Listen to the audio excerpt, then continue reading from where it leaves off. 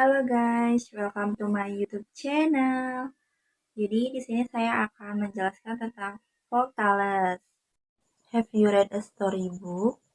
Pernahkah kalian membaca buku cerita? What storybook have you read? Buku cerita apa yang kalian baca? Roro Jongrang, Malin Kundang, The Legend of Tobalek, atau yang lain-lain. So, we will learn about folk tales. Jadi kita akan belajar tentang folk tales. Does anyone like to read folk tales? Ada yang suka membaca buku cerita rakyat? Good. Nah, in folk tales we will learn a lot to find moral values. Jadi, di dalam cerita rakyat kita akan belajar banyak menemukan nilai-nilai moral. Okay guys, let's go straight to video.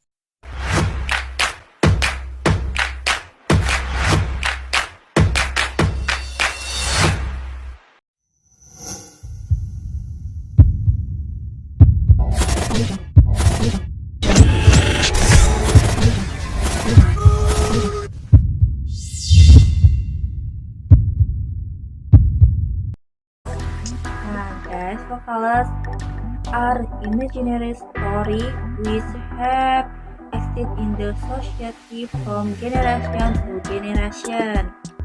Jadi, cerita rakyat adalah cerita imajinasi atau fiksi yang berkembang di masyarakat melalui generasi ke generasi. Nah, folk tales itu memiliki karakteristik seperti theme of folk tales are the legend, myth, fable, and fairy tales. Nah, yang pertama, King of Folk Tales are the Legend adalah dongeng yang menceritakan asal mula suatu tempat, seperti The Legend of Tobalek. Terus yang kedua, Myth adalah dongeng yang bercerita tentang para dewa atau mitos. Contohnya seperti Nyi Roro Kidul. Ketiga, Fable adalah cerita binatang yang mengandung pendidikan moral seperti si kancil dan buaya. Nah, yang terakhir atau yang keempat itu ada fairy tale, adalah dongeng yang berasal dari suatu daerah tertentu. Misalnya seperti Malin Kundang, itu cerita dari daerah Sumatera Barat.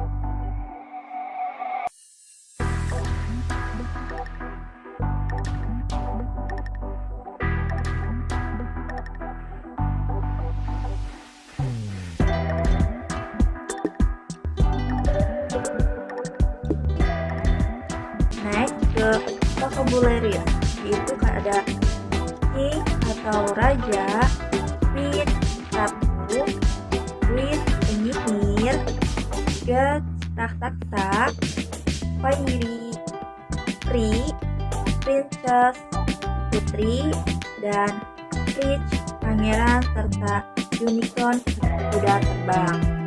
Oke, next kita ke cerita The Legend of Tobalek. Once upon a time, there was a handsome man with name Batara Gunung Sahara. One day, he found a fish. He was surprised to find and the fish was dark. It became Sahara to set it free. As first, it the fish with free. It turned into beautiful woman. He said that it had to have the street the fewest once a piece. Sahara promised he would not tell any about it. They were married, happy, and satisfied. As the name was Samosir. One day, Sahara got very angry to his son and said, "You are son of fish." Samosir went home and told his mother about it. His mother was annoyed because Sahara broke his dreams. The earth began to shake and volcano started to earth. The earth formed a big hole. People believed that the hole became a lake. Then this lake is called Lake Toba. Jadi cerita tadi tentang terjadinya Danau Toba. Nah, kita bisa mengambil kesimpulan bahwa tiap cerita itu pasti ditandai dengan ada ciri-cirinya.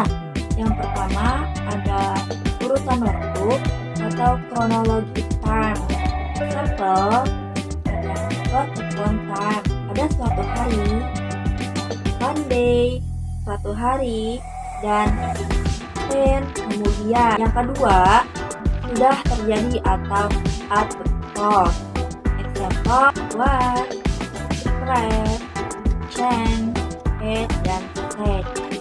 Itu tuh bentuk kata verb kedua. Next, conclusion atau kalimat untuk bercerita atau membuat cerita, menceritakan suatu kejadian yang sudah terjadi itu menggunakan verb kedua atau bisa kita sebut dengan simple past tense. Example of sentence itu seperti Sahara was very angry to his son. Goes tersebut adalah verb kedua, itu verb kedua dari get, itu verb pertama. Selanjutnya kita masuk ke struktur vokalis. Ada 3 struktur.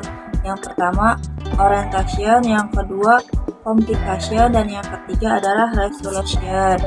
Guys, orientation adalah awal dari sebuah teks naratif yang memperkenalkan tokoh dan latar belakang atau setting, tempat, dan waktu. Cerita misalnya who, what, when, and where.